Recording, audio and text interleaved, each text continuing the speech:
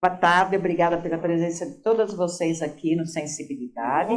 Eu sou a Roseli, sou gastroenterologista, mestre em gastroenterologista e nutróloga também. A nutrologia começou na minha carreira porque eu fiz parte do departamento de nutrição parenteral e enteral do Hospital da Colônia Japonesa, onde a gente prestava assistência para os pacientes que precisavam de uma atuação mais profissional, de um nutrólogo, nas dietas enterais e parenterais. E nos últimos 15 anos eu venho fazendo nutrologia clínica também, que é o de consultório. E hoje eu fui agraciada para a gente bater um papo, falando um pouquinho de um assunto que eu gosto muito, que é sobre suplementação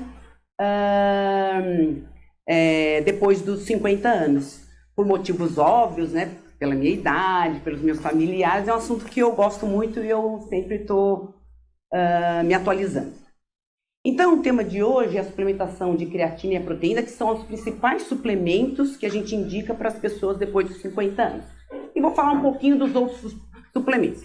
Tem vários suplementos que a gente pode usar no público depois dos 50 anos, mas aí teria que ser uma outra aula, porque é muito extenso. Mas vamos falar dos principais. Então esse quadro ilustra bem que todo mundo quer chegar na terceira idade, feliz, saudável, né? Ativo. E será que isso é possível? Isso é possível, sim. Então, se a gente for olhar esse quadrinho que ilustra bem, é uma cópia de uma palestra que eu achei bem interessante. Na década de 50, como a gente encarava umas pessoas com 50 anos? Desse jeito, o andador, toda tortinha, né? A velhinha. Nos anos 70 a gente foi melhorando, nos anos 90 e agora, né? Somos ativas, fazendo exercício, atuante, tem papel na sociedade. Então é assim que a gente quer envelhecer, né? Com pessoas com uma senilidade. Então, falando ainda nesse consenso, né? Os estudos mostram, a OMS tem uma expectativa que em 2050 1 em cada 5 indivíduos vão ter mais de 60 anos. Então, é um impacto grande. 20% da população terá mais de 60 anos. A expectativa de vida no IBGE do ano de 2022 aqui no Brasil já mostrava 72 para o homem e 79 para as mulheres. E a expectativa para 2026 é que as mulheres já ultrapassam 80 anos. Então, a gente cresceu muito a nossa longevidade, né? Nós já somos mais de 15% da população. Isso é um impacto grande na sociedade. Nós somos mais de 32 milhões de pessoas com mais de 60 anos aqui no Brasil. E a expectativa de vida para 2023, quer dizer, menos de 10 anos, já é quase 20%. Quer dizer, 20% da população brasileira terá mais de 60 anos. Então, com isso, com todos esses dados, a OMS decretou que a década de 2020 a 2030 é a década do envelhecimento saudável. Então, nós temos que nos reinventar, nós temos que envelhecer bem. Conjuntamente com isso, a Organização Pan-Americana da Saúde, a OPAS, ele formulou um programa, uma iniciativa global, que é incluir na sociedade, uma sociedade mais igualitária para o idoso, quer dizer, inserir o idoso como um papel atuante, como uma força de capital de humano e intelectual. Essas iniciativas não tem que ser só governamentais, tem que partir também da sociedade civil, das agências internacionais, das equipes profissionais, da academia, os meios de comunicação e setor privado. É o que mais ou menos nós estamos fazendo aqui, né? A sociedade civil, nós estamos se reunindo e falando sobre o envelhecimento e como envelhecer bem. É uma coisa bem bacana. Então, quais são as 4 ações que eles propõem? É mudar como pensamos, sentimos e agimos em relação à idade ou ao envelhecimento. Então, nós temos que ter um pensamento positivo. Envelhecer não é uma coisa ruim, é uma coisa que faz parte da nossa vida. E a gente pode ser atuante, né? Encarar isso com alegria, né? E como se não, eu estou vivendo mais, eu posso curtir mais a vida. Garantir que as comunidades promovam capacidade das pessoas, também incluindo nesse grupo, né? É um grupo da comunidade. Entregar serviços, cuidados integrados de atenção primária à saúde centrada na pessoa e adequados à pessoa idosa também. Propiciar o acesso a cuidados de longo prazo às pessoas idosas que necessitam, quer dizer, ter mais acessibilidade. Então, dito isso, o que é senescência? Senescência é um envelhecimento saudável. Então, é o que a gente quer. A gente quer ter senescência, a gente não quer ter envelhecimento. A gente quer ter uma senescência, que é o processo ao longo da vida que otimiza oportunidades para melhorar e preservar a saúde e o bem-estar físico, social e mental, independência física e motora, qualidade de vida e promover mudanças positivas ao longo da vida. É lindo, né? Isso, e a gente pode pôr em prática. Então, garantir, em resumo, a autonomia mental e motora para as pessoas após 60 anos, que é uma longevidade saudável, né? Qual é a principal causa para a principal intervenção que a gente encontra, eu como nutróloga, como médica, a gente encontra no consultório? A principal patologia, a principal condição é a sarcopenia. O que é a sarcopenia? É a perda da massa muscular. E isso se inicia após os 50 anos. Acredita-se que até 20% das pessoas com 50 anos pode ter perda da massa muscular, se a pessoa tem uma má dieta, se é uma pessoa inativa. 30%, até 30% os 60 anos e pode chegar até 50% com os 80 anos. Então, é um impacto muito grande. Então, o que é a sarcopenia? É a perda da força muscular. Você perde a qualidade e a quantidade dos músculos. Então, ele tem baixa qualidade, baixa quantidade muscular. Você tem um desempenho físico diminuído. Você tem um distúrbio também na deglutição, no deglutir, porque você tem músculos que precisam estar bons, fortes, para você deglutir. Então, impacta diretamente no trato gastrodigestório, que também tem a ver com a minha especialidade. E, por último, a resposta imunológica alterada. Então, o seu sistema imunológico também fica diminuído. Por quê? Porque as imunoglobulinas, que são os anticorpos, elas são proteínas. Se você tem proteína baixa, consequentemente, seu estado imunológico também vai ficar baixo. Então, tem que prestar bem atenção, porque impacta em todos esses setores. Quais são as causas, então, da sarcopenia?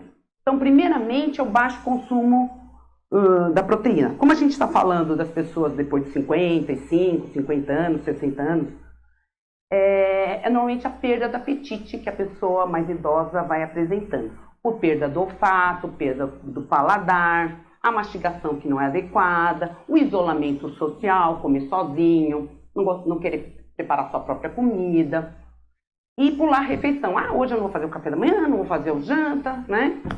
E a gente vê que cada refeição, a gente tem acostumado a falar para os nossos clientes que, assim, cada refeição do dia é uma oportunidade de você estar ingerindo nutrientes que vai ser bom para a sua saúde. Então, toda refeição é importante. Café da manhã, almoço, lanche da tarde e janta. Por quê? As pessoas, quando vão envelhecendo, o trato digestório também vai envelhecendo. Então, a nossa digestão vai ser mais lenta e vai ser menos eficaz e a absorção também. Então, a gente precisa dividir a alimentação e os nutrientes nessas refeições que a gente vai fazer ao longo do dia. Então, primeiro é o baixo consumo, né? E uma alta demanda. E a alta demanda, por quê? Quando você é jovem, a demanda de proteína é mais ou menos 0,8 gramas por quilo de peso por dia. Um paciente jovem que tem uma atividade normal, faz um esporte de lazer, é mais ou menos isso que a gente calcula para um paciente ou uma pessoa que vai para o consultório. Nas pessoas com 50 anos ou mais, essa demanda fica de 35% a 40% a mais de proteína. E não é o que acontece, porque quando a gente vai ficando mais velho, a gente quer comer menos proteína. A gente fala, não, que a proteína pesa, não quero comer carne à noite porque pesa no meu estômago, depois eu fico com má digestão. Então a gente vai diminuindo isso. E ao contrário, a fisiologia pede que a gente aumenta essa quantidade de proteína. Então vai piorando ainda a sarcopenia. Então isso é uma coisa que a gente tem que ter em mente. A gente ficou mais velho, a gente está comendo uma quantidade maior de proteína. tudo que eu já disse antes. O trato digestório já está mais velho e a falta de hormônios também, hormônios sexuais, também fazem com que o aproveitamento da proteína para formar massa também seja menor. Então, por isso que a gente fala 50 anos, principalmente para a mulher. Para o homem, o impacto de 50 anos não é tão grande.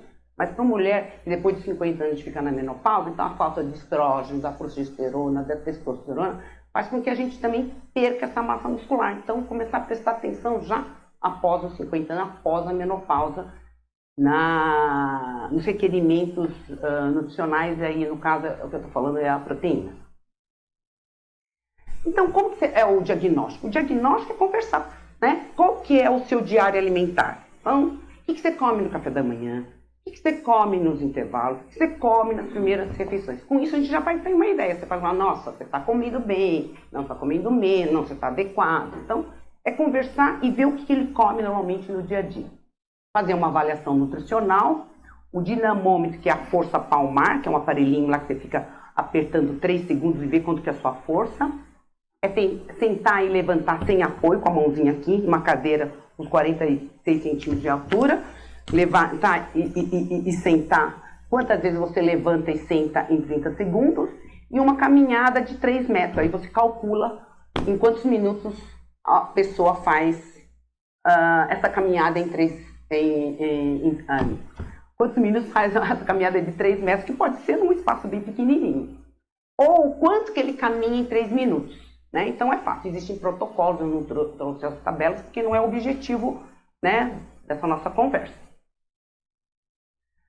Então, qual que é o tratamento? Sempre focar na alimentação. Sempre alimentação, não é tomar suplemento. É adequar a quantidade de caloria que você tem que comer e adequar a quantidade de proteína. Né? Então, primeiro é alimentação. Porque o suplemento pode ser a própria alimentação. O suplemento não precisa ser um suplemento comercializado que você compra numa loja de suplemento ou numa farmácia. Pode ser assim, vamos suplementar com ovo no café da manhã, vamos suplementar com uma porção de leite, vamos suplementar com queijo, vamos suplementar com castanha. Então, isso também é um suplemento. Podemos suplementar com a própria alimentação. E a suplementação de farmácia, ou que vende comercialmente, que é o que a gente vai falar, né? E associado a tudo isso, para não perder massa muscular, é a atividade física de força resistiva, né? Para você desenvolver o músculo.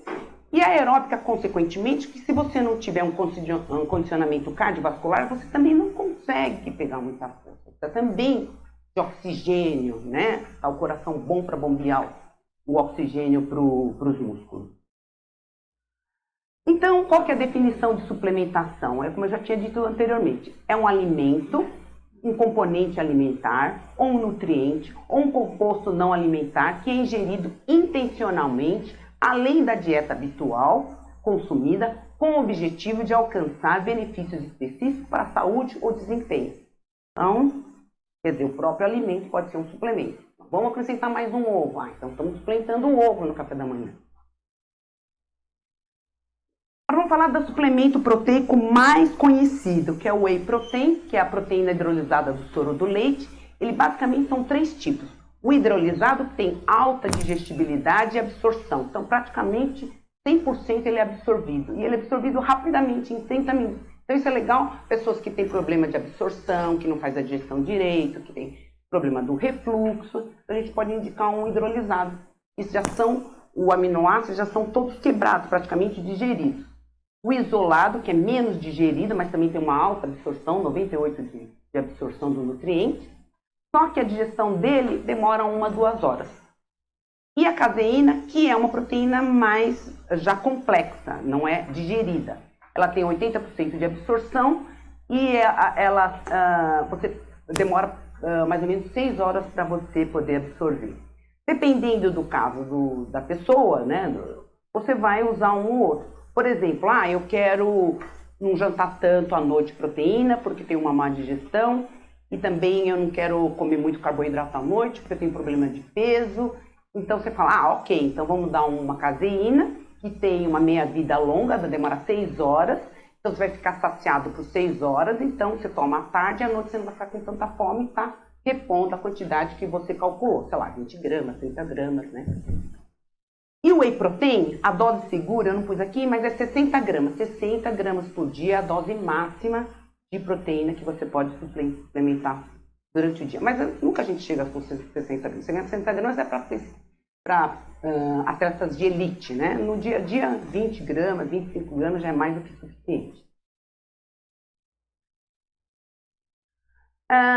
Quais outros suplementos? O segundo suplemento proteico bem utilizado é o de vegetal, porque os veganos procuram muito, né? Então, aquela proteína que vem do vegetal, não vem do mundo animal. Então, tem umas características específicas, porque os veganos, eles gostam dos clean label, né? O que é clean label? Aqueles politicamente corretos que a gente fala. Que não tem agrotóxico, não são transgênicos, eles são de alta digestibilidade e de absorção, porque eles são peptídeos da proteína vegetal. Então, são alimentos já digeridos também, então absorvem bem. Geralmente, nas proteínas vegetais, tem adição de muitas vitaminas que normalmente o público-alvo é os veganos, vegetarianos, e normalmente eles têm carência de algumas vitaminas e alguns sais minerais. Por exemplo, o vegano não tem muita B12, porque B12 só tem no mundo animal, praticamente no mundo animal. Tem numa alga lá no Oceano Pacífico, você pode tirar, mas você não tem acesso como alimento, né? Então, o zinco, às vezes o ferro, então, tem essa característica. Então, normalmente o suplemento proteico vegano, ele vem com a proteína, mas vem também com algumas vitaminas também. Quais são as fontes de proteína vegana? É o arroz, a ervilha, a amêndoa e a soja. A soja é menos utilizada porque a pessoa tem o preconceito de a soja seja transgênica, que a soja que aumenta o estrógeno no homem, então a gente acaba não usando muito mais. É uma proteína vegetal de alto valor biológico, ela é muito boa, ela tem vários aminoácidos. E por último, a proteína animal, que vem da carne bovina, né? É uma carne bovina também clean label, que a gente fala, é uma carne bovina sem hormônio e sem antibióticos. Qual que é a vantagem? É vantagem para aquelas pacientes que são pessoas que têm intolerância à lactose ou alergia de algum componente do leite. Então, é uma boa opção aí tomar suplemento proteico. Eles são 100% hidrolisados, então tem uma alta digestibilidade, então ele é 100% absorvido. E ele é bom porque ele tem bastante vitaminas, sais minerais e tem a creatina. Então, a própria proteína animal, ela já tem a creatina, mas às vezes em quantidade não muito grande, mas já tem a creatina no suplemento proteico à base de carne. O segundo suplemento mais utilizado para sarcopenia é a creatina. A creatina é um ácido que ela é encontrada em quais alimentos? Na carne vermelha, no peixe, principalmente na carne vermelha e no peixe, que ele tem uma biodisponibilidade não muito grande. Por exemplo, para você atingir 3 a 7 gramas de creatina, você precisa comer 1 quilo de carne vermelha. Então, é muita carne vermelha. Mesma coisa com o peixe. Agora, no leite e derivados, você tem 0,1 grama por quilo. E nas frutas e vegetais é traços.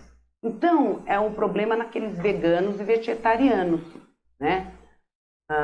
O ovo lacto vegetariano, os veganos, eles vão ter uma deficiência de creatina. Então, normalmente a gente acaba repondo a creatina para dar mais energia para esse tipo de indivíduo, faz esse tipo de dieta.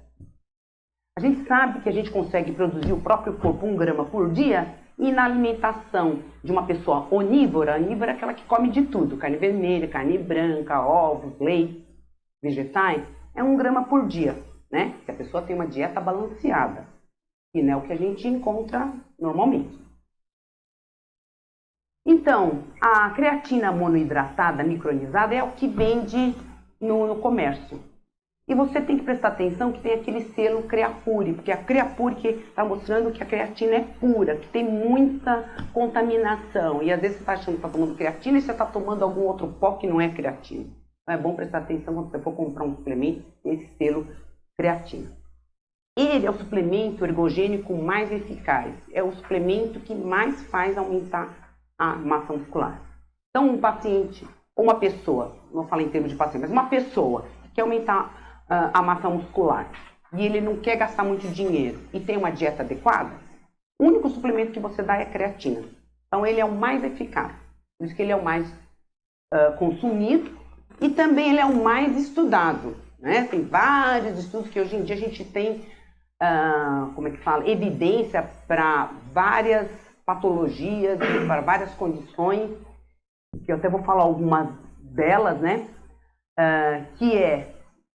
Nós temos neurologistas aqui, psiquiatras, não sei se vocês concordam, mas nos trabalhos e na área da nutrologia a gente tem difundido isso como melhora da cognição. E por que melhora da cognição? Porque vários trabalhos mostram que ele aumenta a fosforilação oxidativa na sinapse, aumenta atividades na mitocôndria cerebral, dando mais energia para o cérebro. Você tendo mais energia para o cérebro, você fica mais alerta e melhora até a memória, né? Ele aumenta a energia muscular, ele hidrata o músculo e aumenta a performance cognitiva, como eu já tinha falado. Qual que é a dose recomendada? Então, a gente está falando em perda de massa muscular e cognição. Não estamos falando para o atleta que quer fazer hipertrofia e ficar bombado, ser um halterofilista.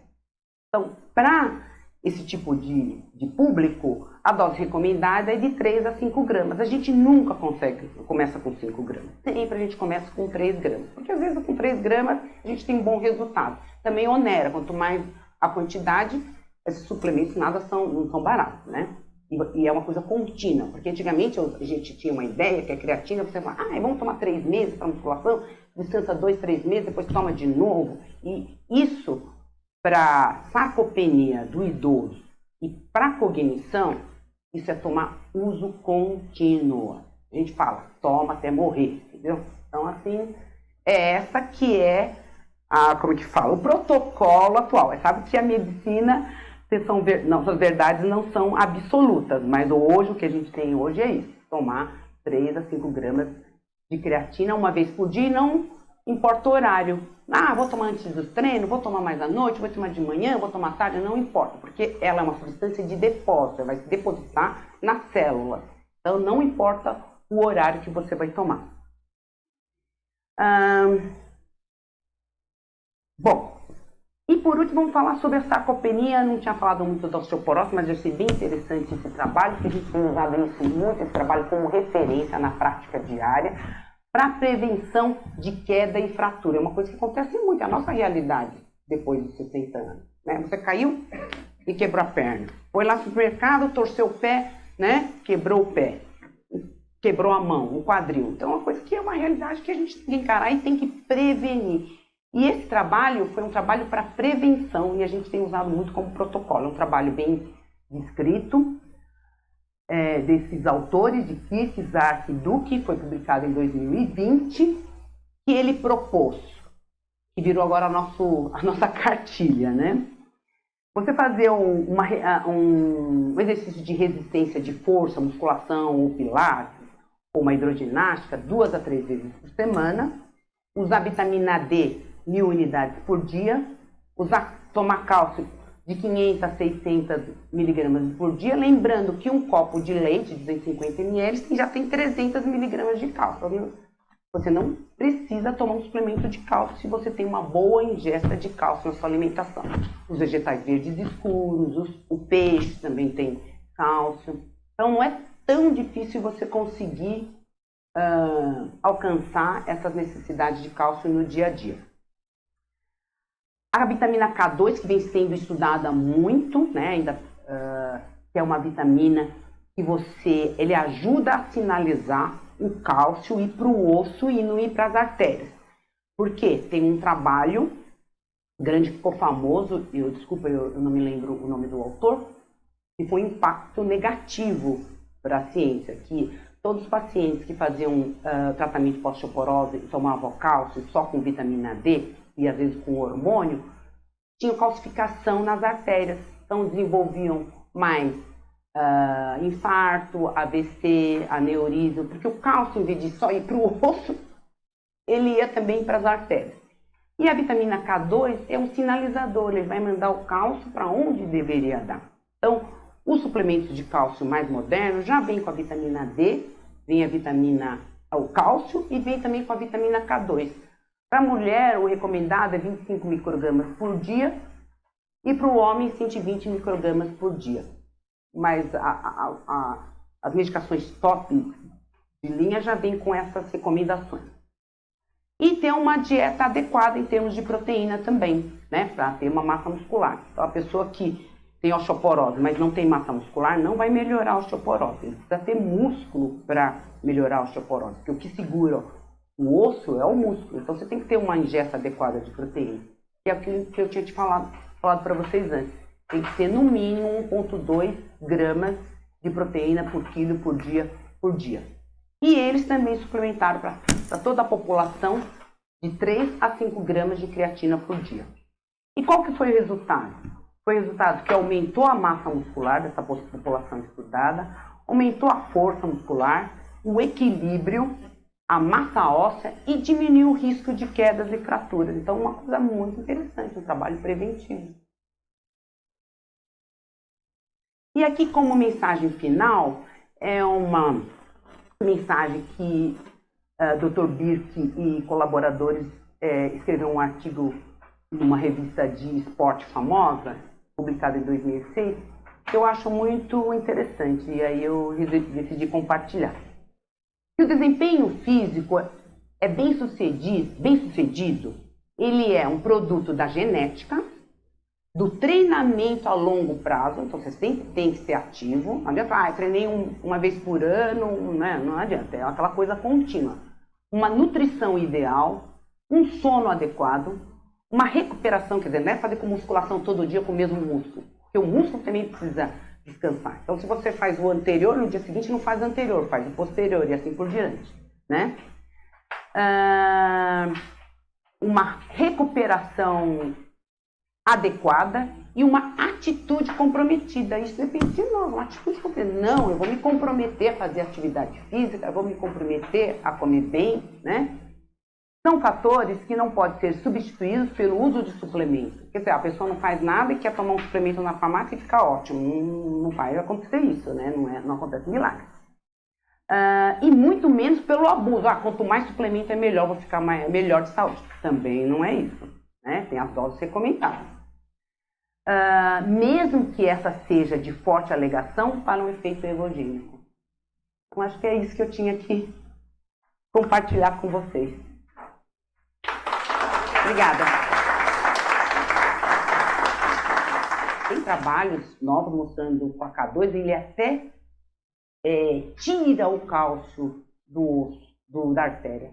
Então você toma uma estatina para diminuir o cálcio, então você tem já placas calcificadas nas coronárias, nas carótidas, na aorta, e você toma K2 junto com uma estatina.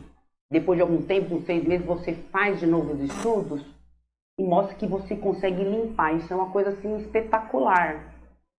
Então é um suplemento bem estudado hoje, tem várias evidências para não só, para até ajudar a limpar as artérias, não só como para osteoporose, quando já está a coisa já comprometida. Mas assim, em relação aos rins, a gente fala, né, e o urologista fala, qual que é a dieta mais importante para prevenir o cálculo? É tomar bastante água. Então não é a dieta, é água. Então assim, cálculo renal. Então porque aí você compromete, eu não como cálcio, não sei o que, você vai ficar com deficiência de cálcio, vai comprometer várias funções do organismo, né? E não tomar água, não adianta nada. O ideal é você comer a quantidade, as necessidades diárias de cálcio e você tomar água, no mínimo 2 litros por dia. Então, esse é o melhor remédio, é tomar água. Em termos de proteína, ele cumpre essa função, em termos de cálcio também, né? Mas não é o leite que é o da vaca, né? Aí teria que ser mais aquele de saquinho, o leite tipo A, que é de garrafinha. É que às vezes a gente não tem tanto acesso para comprar, né? Ele seria um leite mais leite, porque o leite que vem Tetra Pak já não é um leite, já é um produto lácteo. Dificilmente ele falha. O leite pó é melhor do que o produto Tetra Pak. Também, ele cumpre o papel que é em termos de cálcio e proteína. Hoje em dia, eu vou falar do ponto de vista nitrologia, né? É assim, a gente repõe a menopausa para todo mundo hormônio, só não põe para quem não pode. Porque a gente está vivendo mais e a falta de hormônio afeta várias coisas. O músculo, principalmente, e a cognição, né? Então, a recomendação é você repor, né, com o seu ginecologista. Isso a gente não sabe muito bem, mas a gente fala que você pode repor até começar desde o início e até 10 anos é seguro você repor. Então, tem pessoas que tomou com 50, 60, começou com 55, 65 e ainda está tomando. Mas tem pessoas que estão tomando com 70, 60 e pouco, está bem. É uma coisa que é... Não. É seguro 10 anos. E a gente sabe hoje em dia. Pode ser que isso mude, porque as coisas... Antigamente, a recomendação não era para... Depois da década de 70, 80, era proibido você repor. Porque teve aquele trabalho que mostrou que as pessoas que reponham... que davam câncer de mama, né? E dava mais acidente vascular. E aí a medicina foi avançando e não foi bem assim, porque as doses eram maiores, não eram estrógenos, mudaram, tem menos efeitos colaterais, são produtos do estrogênio mais indicados. Então hoje em dia, pensando nessa longevidade, a gente ser uma pessoa mais ativa, produtiva, a gente manter a juventude por mais tempo, a recomendação é repor os hormônios na menopausa para todo mundo. Só aquele que tem uma forte indicação, tem um gene muito forte, e fazer o controle com o ginecologista de mamografia, né, ultrassom, endométrio, e acompanhando, porque o benefício é maior do que o risco, entendeu? Mas sempre acompanhado com o ginecologista.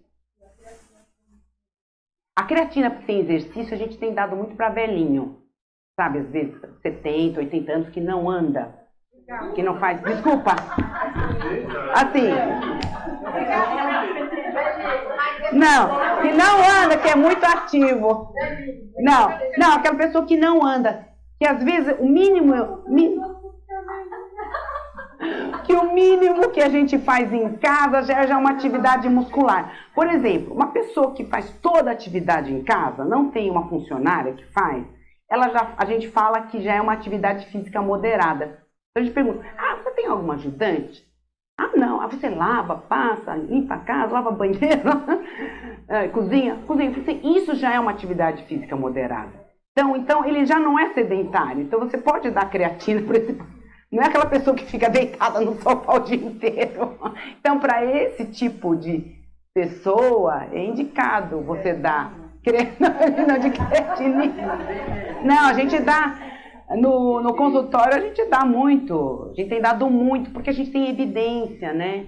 Então a gente tem respaldo da ciência, e a gente quer, e a gente vê a melhora, vê muito melhora, deambula melhor, ele fica mais ativo, até intelectualmente ele fica mais assim, um olhar mais vivo, então é uma coisa mais esperta. Então, não, homem repõe, nossa, os urologistas estão... Põe a testosterona. Não, mas tem que ir no urologista para acompanhar o testículo, a próstata. Igual a mulher vai para o ginecologista, o homem tem que fazer. Mas está recomendado na andropausa também. Não rim. Porque na realidade, quando você dosa a creatina, o clearance da creatinina e a creatinina, quando você dosa no laboratório, você está dosando a creatina, não é que é a função renal. Você teria que fazer a cistina, mas o convênio não cobre, porque para avaliar a função renal é a cistina, mas nos trabalhos já mostram que ele não afeta a função renal. Você só não pode dar creatinina quando ele tem uma função renal abaixo de 30 ml por quilo por minuto, que quer dizer, ele é pré-dialítico, quando ele vai já para diálise. Até então, você tem respaldo da ciência falando que você pode, porque é o custo-benefício. Quem vive mais? Aquele paciente renal crônico que é pré-dialítico, que está com a massa, né, abaixo do normal, que ele não tem uma qualidade de vida e a função locomotora está baixa. Ou aquele paciente que tem tá eutrófico e está bem nutrido, com a massa normal e está repondo creatina. Aquele que está repondo creatina, ele vai viver mais do que aquele desnutrido. Ele está tão restrito na proteína, restrito em creatina. É uma briga entre os nefrologistas e os nutrólogos, nefrologistas que não acompanham a literatura. Porque a gente preserva o corpo, ele tem que estar o corpo bem nutrido. Porque isso, a malnutrição vai levar a expectativa de vida e a morbilidade, a qualidade de vida pior. Então, se ele tem um nefrologista e um nutrólogo acompanhando, ele pode ficar eutrófico, porque ele ganha mais, ele ganha na expectativa de vida e ganha na qualidade de vida. Então, é que a ciência não tem assim ainda, é que às vezes a prática vem antes da ciência, entendeu? Então, isso existe também, né? Então, às vezes a gente prescreve off-label antes da ciência comprovar. Mas já tem alguns estudos mostrando, e aí a Meire, a Carlinha, pode falar também, mas eu vi alguns estudos, mostrando que os polivitamínicos melhoram a cognição depois de uma certa idade, depois de 70, 80 anos. Então, de A a Z, porque ele normalmente ele não tem uma mega dose, é mais ou menos a necessidade diária. Porque na realidade, o que acontece? É que no dia a dia o que a gente vê? Pessoas não têm uma arcada dentária boa, não deglute direito, engasga. Eles comem sozinhos, não têm vontade de fazer a própria comida. Assim, o meu costume é o seguinte, eu tomo um belo café da manhã. Falei, qual que é o seu café da manhã? Eu como uma fruta, como pão com manteiga e um copo de leite. Aí, no almoço, eu como, sei lá, uma concha de arroz, feijão eu não gosto muito que me dá gases. É o que a gente mais ouve no consultório. Feijão é ruim porque me dá gases. Eu só como 1, 2 colheres. E feijão é bom porque uma concha de feijão tem 16 gramas de proteína. Então, é um complemento proteico também. Aí eu falo assim, salada eu tenho preguiça de fazer, eu não como. Aí proteína, não, proteína eu como só um bifinho desse tamanho, porque não faz a digestão, não cai bem pra mim. Aí à tarde eu já tô cheia, então o que eu como eu não janto, eu não tenho o hábito de jantar. O que eu como eu tomo um chazinho, tomo um suquinho de fruta, e eu como uma bolachinha ou um bolinho. Aí já tá bom. Falei, como que ele vai conseguir 1,2 gramas de proteína por quilo por dia? Nunca! Aí você fala, não, vamos voltar, né? Aí você vai adequar na alimentação. Do magnésio. Então, o magnésio, ele é muito indicado também para como coadjuvante, né? É indicado, mas ele não é protocolo formal, tá? Mas ele é indicado. Você pode tomar um magnésio 250 miligramas a 300 miligramas. Os quelados, eles são mais absorvidos, então você pode... E tem especulação também para cognição, mas isso não é também consenso. Mas isso pensando em a gente envelhecer em termos macro, né? Em termos epidemiológicos, em termos da população geral. Né? Então, a recomendação é mais para repor do que não para repor. Por causa da expectativa de vida, a gente está vivendo muito, né? Não estava previsto que a gente ia viver. Não, a gente fala assim, que nossos filhos, a expectativa dos nossos... Eu não tenho filho, mas, por exemplo, se eu tivesse um filho, que provavelmente teria uns 30, 40 anos, a expectativa deles é de 120 anos, eles já estão falando isso. A expectativa é de 120 anos. Todo tem que trabalhar, né? Porque, na realidade, esse impacto de 20% da população mundial ter mais de 60 anos, uma boa parte ainda tem que continuar trabalhando, não dá para ficar aposentando. Então, por isso que a gente tem que estar ativo. Na realidade, a gente tem que ter... Porque a gente fala, não vai ter tanta gente para cuidar da gente. A gente tem que se cuidar. Vamos no nosso bate-papo, se levantar, tomar a nossa aguinha. Obrigada. Vamos. Tomar água.